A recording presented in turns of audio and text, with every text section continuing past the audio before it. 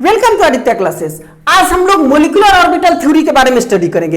ये थ्योरी दो साइंटिस्ट मिलकर दिए हैं। पहला है आपको एफ हुन और दूसरा है आरएस मोलिकेन। अब ये दोनों ने मिलकर के मोलिकुलर ऑर्बिटल थ्योरी के थ्रू ये समझाने की कोशिश की है कि एटॉमिक ऑर्बिटल किस तरह के एटॉमिक ऑर्बिटल कैसे कंबाइन होके किस तरह का मोलिकुलर ऑर्बिटल बनाता है, यानी कि मोलिक्यूल फॉर्मेशन के बारे में इस थ्योरी के थ्रू समझाने की कोशिश की गई है। ओके, तो सबसे पहले इसका पहला पोस्टुलेट हम लोग देखते हैं। फर्स्ट पोस्टुलेट के अनुसार जिस तरह से एटम के सेंटर में न्यूक्लियस होता है और उसके डिफरेंट सेल में ऑर्बिटल्स होते हैं और इस ऑर्बिटल में क्या रहता है, इलेक्ट्रॉन रहता है, उसी तरह से मोलिक्यूल में भी मोलिकुलर ऑर्बिटल होते हैं और उस ऑर्बिटल में इलेक्ट्रॉन भरा होता है। ओके, तो फर्स्ट पोस्टुलेट क्या हुआ, मोलिकुलर ऑर्बिटल थ्योरी का पहला स्टेटमेंट हुआ the electrons in molecules are present in the various molecular orbitals. Molecule का भी मोलिकुलर ऑर्बिटल्स होता है और उस ऑर्बिटल में क्या रहता है, इलेक्ट्रॉन रहता है। जैसे एटम के एटॉमिक ऑर्बिटल में रहता है वैसे मोलिक्यूल के मोलिकुलर ऑर्बिटल में रहता है। ओके, अब सेकेंड पोस्टुलेट्स के अकॉर्डिंग एटॉमिक ऑर्बिटल जो होता है, बहुत दो या दो से अधिक एटॉमिक ऑर्बिटल कंबाइन करके और तब फॉर्म करता है क्या, molecular orbital. Atomic orbital combine करता है और फॉर्म करता है क्या, मोलिकुलर ऑर्बिटल। लेकिन इसमें दो कंडीशन है। जो दो एटॉमिक ऑर्बिटल कंबाइन करते हैं वो एटॉमिक ऑर्बिटल लगभग सेम एनर्जी का होना चाहिए। ऐसा नहीं कि एक एस ऑर्बिटल का हो और एक हो एफ ऑर्बिटल का, एफ या डी ऑर्बिटल का, तो वो जल्दी कंबाइन नहीं करेगा। कंपैरेटिवली लगभग सेम एनर्जी का होना चाहिए। ठीक है, एनर्जी लेवल सेम होना चाहिए। दूसरी बात कि एटॉमिक ऑर्बिटल जो कंबाइन होगा उसका ओरिएंटेशन भी सेम होना चाहिए। जैसे हाइब्रिडाइजेशन में हम लोग पढ़े थे कि देखिए, अगर एक एक्स एक्सिस पे हो और दूसरा वाई एक्सिस पे हो तो ये दोनों कंबाइन नहीं कर सकता है, ये प्रॉपर ओरिएंटेशन में नहीं है। तो दो के एटॉमिक ऑर्बिटल मिलकर मोलिकुलर ऑर्बिटल बनाएगा, लेकिन कैसा, एक तो सेम ओरिएंटेशन का होना चाहिए, ये भी ऐसे ये भी ऐसे है, और दूसरा लगभग सेम एनर्जी का होना चाहिए। दो कंडीशन है ना। तो एटॉमिक ऑर्बिटल्स कर दीजिए ऑफ कंपैरेबल एनर्जी, मतलब एनर्जी में ज्यादा का अंतर नहीं होना चाहिए, थोड़ा मोड़ा अंतर चल सकता है। कंपैरेबल एनर्जी, ठीक है, एंड प्रॉपर सिमेट्री। देखिए इसका सिमेट्री जैसे है वैसे ही इसका भी सिमेट्री है। तो उस केस में दोनों क्या होगा कि कंबाइन करेगा और कंबाइन करके क्या बनेगा, मोलिकुलर ऑर्बिटल बनाएगा। दो पोस्टुलेट्स हो गए। अब थर्ड पोस्टुलेट्स के अकॉर्डिंग मोलिकुलर ऑर्बिटल जो होता है वो पॉलीसेंट्रिक होता है, मतलब इसमें एक से ज्यादा सेंटर होते हैं। एटॉमिक ऑर्बिटल में क्या होता है, एटॉमिक ऑर्बिटल में एक सेंटर होता है। देखिए एटॉमिक ऑर्बिटल ये क्या होगा, एक न्यूक्लियस है, इसके चारों ओर इलेक्ट्रॉन रहेंगे। लेकिन वही मोलिकुलर ऑर्बिटल की बात अगर करेंगे, मोलिकुलर ऑर्बिटल, तो इसमें क्या होगा, दो सेंटर रहेगा या तीन सेंटर भी हो सकता है और इसके चारों ओर आपको इलेक्ट्रॉन का अरेंजमेंट रहेगा। ओके, तो आप क्या देख रहे हैं यहां, मोलिकुलर ऑर्बिटल दो या दो से ज्यादा सेंटर का होता है, यानी कि molecular orbital is polycentric, but atomic orbital क्या है, मोनोसेंट्रिक है। इसमें किसी भी ऑर्बिटल को लेंगे तो सिर्फ इस सेंटर के इंफ्लुएंस से है, और यहां पे अगर कोई ऑर्बिटल है तो वो इसके इंफ्लुएंस में भी है और इसके इंफ्लुएंस में भी है। ओके, दो एटम के बीच में, जैसे दो हाइड्रोजन के बीच से अगर H2 मॉलिक्यूल बना है तो दोनों हाइड्रोजन का न्यूक्लियस जो होगा वो सेंटर का काम करेगा, तो ये पॉलीसेंट्रिक हो गया। और यहां पे क्या है, मोनोसेंट्रिक है। एटम का ऑर्बिटल जो होता है एक ही न्यूक्लियस को सेंटर में रख के अरेंज किया हुआ होता है। ओके, तो ये थर्ड हो गया। अब फोर्थ पे आते हैं। फोर्थ पोस्टुलेट्स के अनुसार जितना एटॉमिक ऑर्बिटल कंबाइन करेगा उतना ही मोलिकुलर ऑर्बिटल बनेगा, यानी कि दो एटॉमिक ऑर्बिटल अगर कंबाइन करेगा तो दो मोलिकुलर ऑर्बिटल बनेगा। दो यानी कि 4 एटॉमिक ऑर्बिटल अगर कंबाइन करेगा तो 4 गो मोलिकुलर ऑर्बिटल बनेगा। और बनेगा कैसे, जैसे देखिए 2 एटॉमिक ऑर्बिटल कंबाइन किया तो उससे 2 मोलिकुलर ऑर्बिटल बनेगा, जिसमें से एक जो होगा एक बॉन्डिंग मोलिकुलर ऑर्बिटल बनेगा और एक दूसरा फिर से एक एंटी बॉन्डिंग जो कि हाई एनर्जी वाला होता है, एंटी बॉन्डिंग मोलिकुलर ऑर्बिटल बनेगा।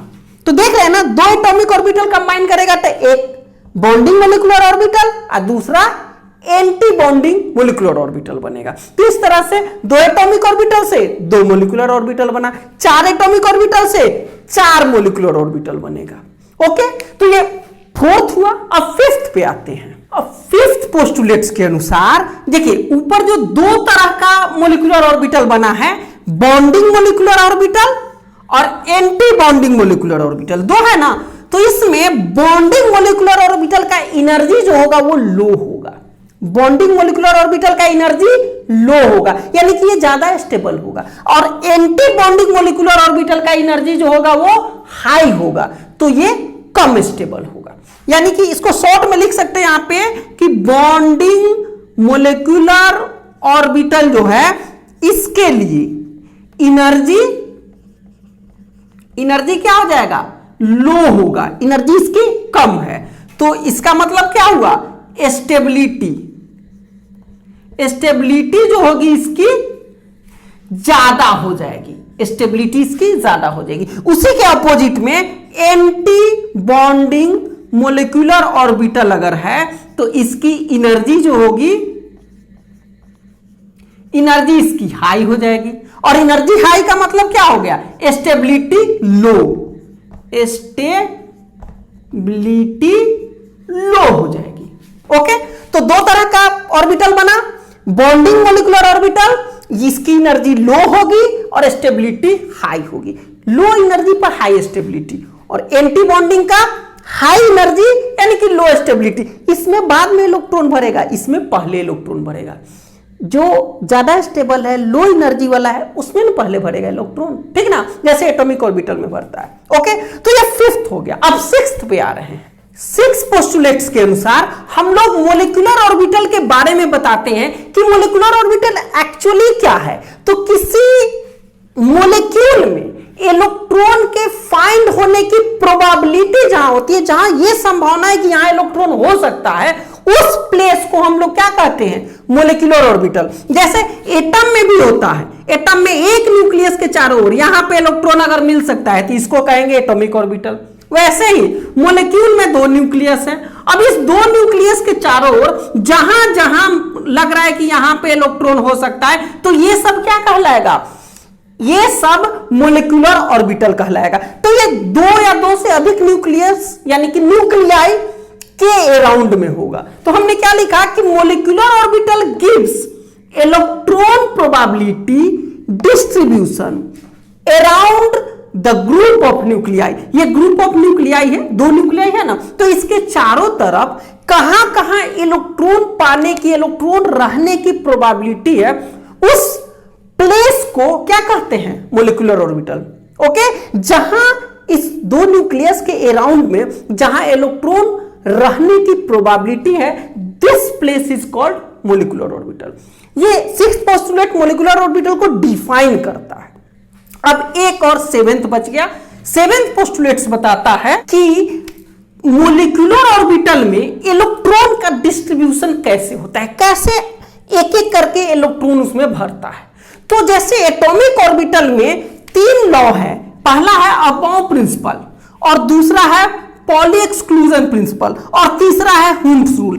इस तीनों लॉ को मोलिकुलर ऑर्बिटल भी फॉलो करता है। यानी कि अबाउ प्रिंसिपल है ना कि पहले लोअर एनर्जी वाले में इलेक्ट्रॉन भरेगा, देन हायर एनर्जी वाले में भरेगा। तो मोलिकुलर ऑर्बिटल में भी इलेक्ट्रॉन पहले लोअर एनर्जी वाले में भरते हैं, उसके बाद हायर एनर्जी वाले में भरते हैं, देन और हायर में भरेंगे। ऐसे करके एनर्जी लेवल के इंक्रीजिंग ऑर्डर में क्या होता है, इलेक्ट्रॉन फिल होता है। ऑर्बिटल में।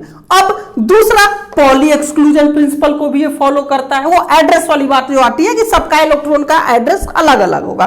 तीसरा हुंड्स रूल, पहले एक एक करके भरेगा, सेम ऑर्बिटल में अगर है तो पहले पेयरिंग होने से पहले सेम एनर्जी लेवल वाले के सारे ऑर्बिटल में फिल हो जाएगा एक एक, तब जाके उसमें पेयरिंग होगा। तो ये हुंड्स रूल, पॉली एक्सक्लूजन और अबाउ प्रिंसिपल तीनों को फॉलो करता है कौन? मोलिकुलर ऑर्बिटल में इलेक्ट्रॉन का फिलिंग का तरीका। Electron in a molecular orbital are filled in accordance with the Aufbau principle, obeying मतलब अबाउ प्रिंसिपल को फॉलो करते हुए इसको भी ओबे करेगा, obeying Pauli exclusion principle and Hund's rule.